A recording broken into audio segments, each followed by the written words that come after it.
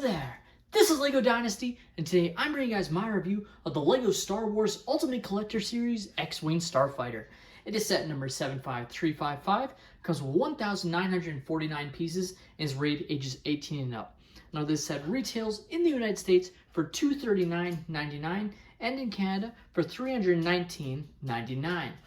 Now without further ado, let's kick off this review, starting with the box. So take a look at the box. It obviously has some very nice black box scenery.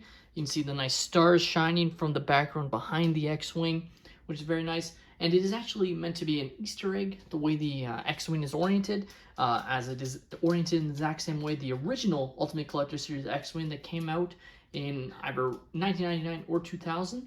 As it was displayed exactly like this. It was slightly different box art, you know, it was a bit darker and whatnot. But the way the ship is positioned is exactly how it was on the original Ultimate Collector Series X-Wing, which is a nice little nod, I'm sure.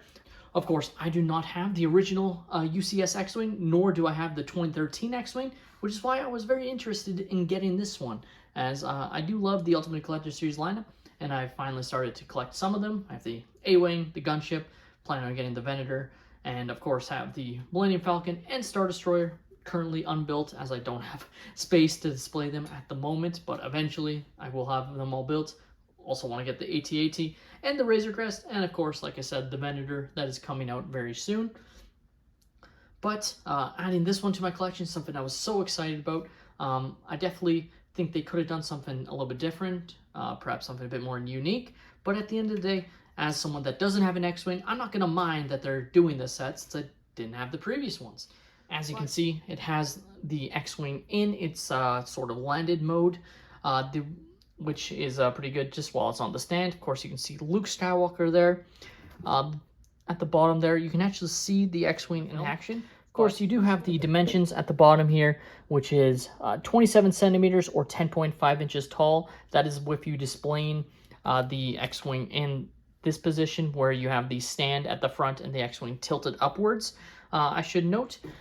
And then, of course, there's also 55 centimeters or 21.5 inches across. You also have it showing in the flight mode there. It shows R2-D2 going in, and then the cockpit area as well. Now, as you can see, this set is absolutely massive. It's going to be, I know I don't have the best setup to review it at the moment, just because of how massive it is. Like, it doesn't, you can see some more of the background walls that I sort of use behind my sort of makeshift display for reviewing sets.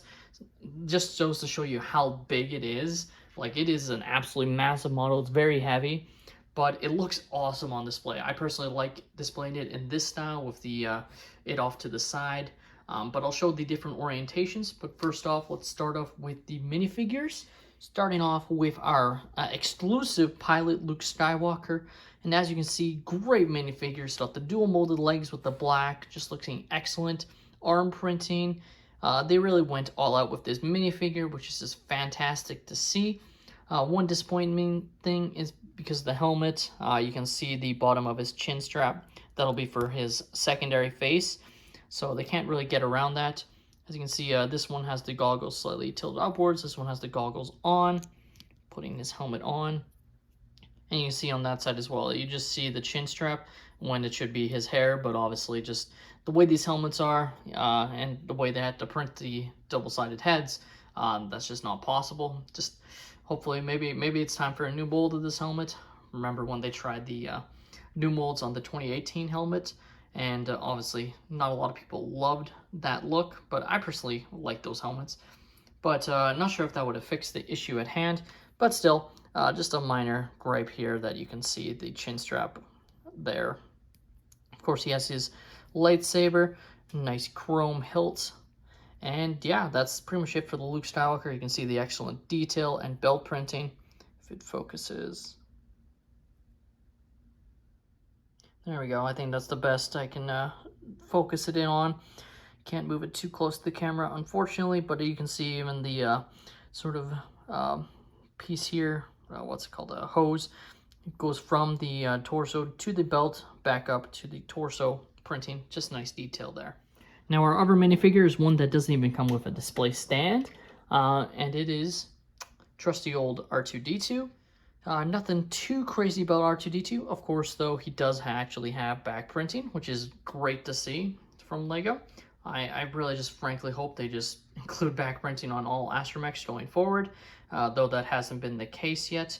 So we'll see, but I think just in general, these should all be printed in the same sort of style as R2-D2, just in their respective color schemes going forward. But still, there's some questioning why using a minifigure version of R2-D2, as the proportions aren't perfect. I definitely think they could have gone with that 3x3 sort of rounded towel they made for that poly bag way back when, to represent R2-D2 a bit more, as that proportion might have been a little bit better. But at the end of the day, I can understand why they wanted to use the minifigure version. It does fit well, and they probably would have had to really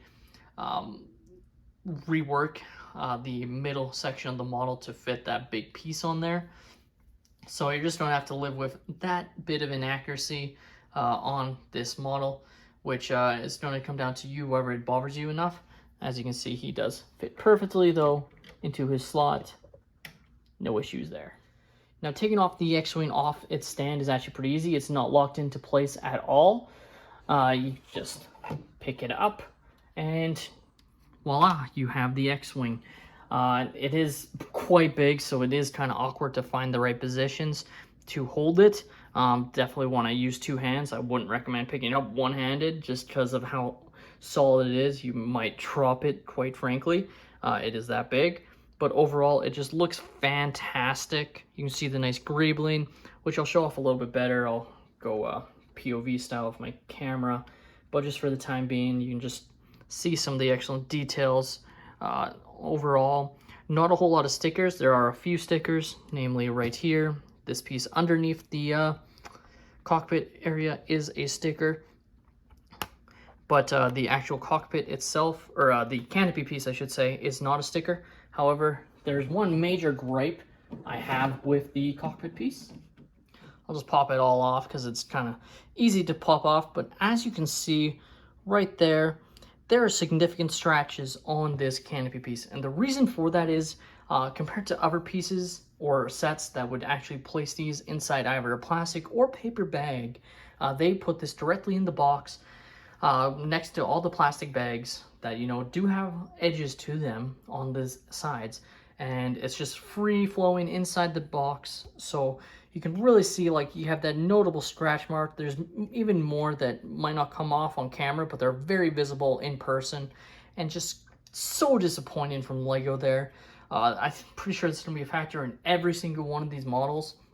In fact, I've already gone ahead to LEGO's website to request a new one, and they're sold out. And I did this on the day I purchased this, and it's already sold out. So that leads me to believe that they've had this issue in quite a few of these sets. So at the end of the day, expect this piece to be scratched and request a new one. Because at the end, you know, there's one thing if you get a couple scratches, you know, that's going to happen with LEGO. Pieces scratch, you know. These pieces in here tend to scratch inside the bags because they're next to other pieces. You know, you just have to live with that. But this is something that I think was completely avoidable on LEGO's end, and just very disappointing. Like, you can really see it, like, even when I don't have my hand there, you can see that scratch. And there's some more that aren't as visible on camera, but they are there and they're noticeable in person, and it just bothers me so much that they are there.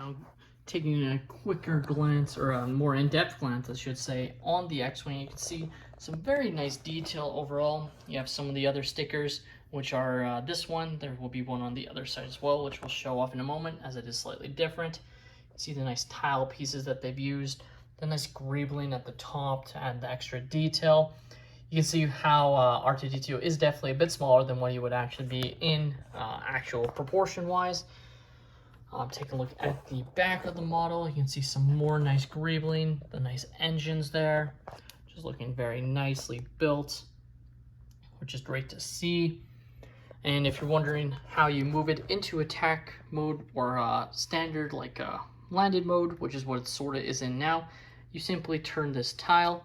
As you can see, it moves up, and then you would just keep going, and then it would sort of unlock in place, essentially. And so you just keep doing that. It's just little elastic bands that hold it in place, and then as you turn it, it will not break the seal, but it will just collapse down. Now, because it collapses down, it doesn't look perfect for how it would in real life. As you can see, there is some sag, and it just doesn't perfectly lock in place, which is sort of disappointing.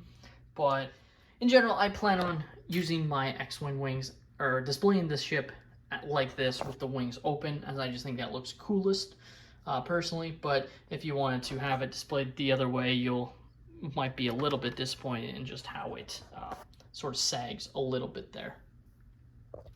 Now, there's been a lot of talk of how chunky the end of the set is.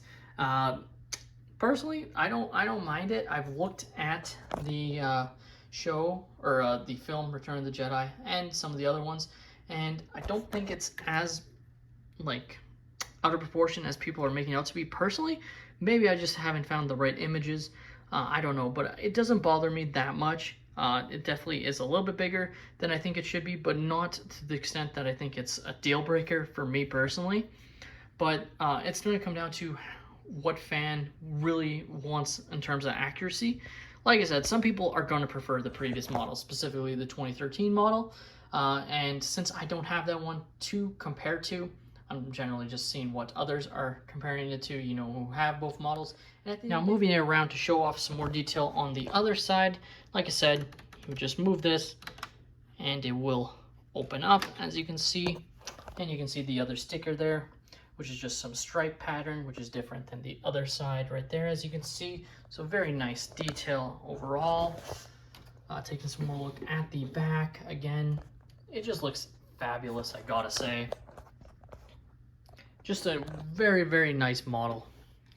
Now, the next aspect to talk about is the stand. So we will pop this off the stand and just set it down. Overall, you don't have to worry about the set breaking, laying it like this off of the stand, but I definitely think it's preferred to place it on the stand if you're gonna be displaying it overall. But if you just are like me and just want to take a look at the stand, you can take a look at the nice printed plaque, which is very nice to see. Of course, you do have the nipple part in the middle there that unfortunately LEGO tried to hide in some of its images. I don't know why they tried to do that. It's there, whatever. I don't obviously hope long term they're able to fix that, but the fact that they tried to hide it with some Photoshop just doesn't sit right with me. But in the end, you can read that information if you like. Very nice. You can see Luke displayed there. Pretty standard stand. It's kind of a little bit boring in a way, almost. But I don't know what you truly expect from the stand, I guess. And quickly taking a look inside the cockpit area, you can see right inside there is another sticker element here, which is pretty nice. Just added detail there. You have the controls that move up and down. You also have the very nice detail of the targeting computer that Luke uses in A New Hope and then deactivates to show that he's using the Force. And there isn't really meant to be space for Luke to fit in, but you could put him in if you wanted to, as you can see. The windshield piece won't fully go down with Luke inside, but he can sit in there, and you could probably play around and make it so he stays in there. But overall, he's not meant to stay in there. He's meant to be on display, as the UCS set is not meant to be minifigure scale. Still, nice detail there overall in the cockpit. So grabbing it and displaying it, specifically, I guess I should show where you place it in. You have that little 4-square area there, and then you would just place the stand right there. And then one thing I know some other reviewers have brought up is the fact that these pieces here keep popping off, and basically these pieces here sort of are the last part that sort of holds up the X-Wing. Now, you don't need them, and they just constantly pop off.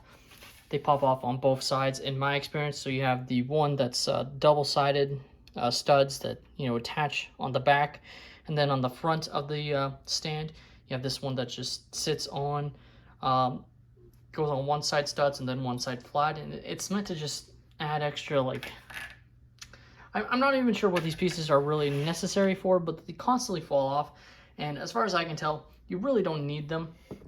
on the ship itself. Now, having it displayed in this formation is also pretty cool. As you can see, looking very nice. And then moving it into flight mode.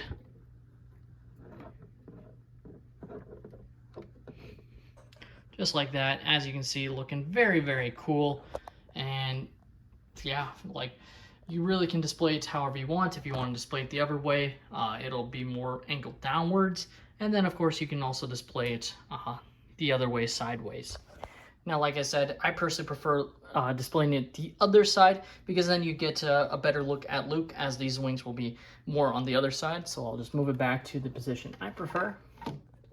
As you can see, like that, where you can really see Luke Skywalker at the bottom there. And yeah, I think that looks the absolute best on display. Now, I almost completely forgot, one of the other things LEGO has done is they've gone ahead and even made these more rendered images. In the past, they were, again, basically copies of the box art, and they've gone away with that, so even 18+ fans will have to deal with the rendered images. Doesn't take away from the building process at all. It just doesn't look as good as the previous edition of the model, or the manuals did look, in my opinion. But the front of the manual does have some nice information on the X-Wing, and it goes for a few pages, as you can see. Has some images of the X-Wing, again taken from A New Hope rather than Return of the Jedi, despite it being from Return of the Jedi, which I just find sort of interesting. But at the end of the day, a great model, and this is the original designer with the new head Star Wars designer. So he originally designed the classic X-Wings that were UCS. And last, but certainly not least, these are the extra pieces I was left with. So not as many as I would normally expect, to be honest, from a UCS set. I normally feel like I end up with a lot more, but there's still some great pieces in there. As you can see, some studs, tiles, lightsaber hilts, etc. And of course, your trusty brick separators. My overall thoughts on the UCS X-Wing is it is overall a very awesome model, and is one that, if you haven't picked up the previous versions of the UCS X-Wings, I think you should definitely pick this one up. Now, if you have the previous X-Wings that were UCS, then you probably can pass on this set, because they're going to be similar. There's also going to be some slight differences. You know, obviously this has been brought up with the, chunkiness of it and whatnot. But overall, I think this is a fantastic model. I think it's going to look great on display next to other LEGO Star Wars sets that you might have. If you're an original trilogy fan, classic, or just in general a LEGO fan, I think you're going to love this model just as much as I do, because I think this is absolutely fantastic. Now, that being said, that's all my opinion. Let me know your thoughts on the LEGO Star Wars Ultimate Collector Series X-Wing Starfighter. Are you guys picking up this set, or are you guys going to pass on it? Let me know your reasons why in the comments down below. This has been LEGO Dynasty. Please leave a like and subscribe if you have enjoyed, and have a great day, everyone.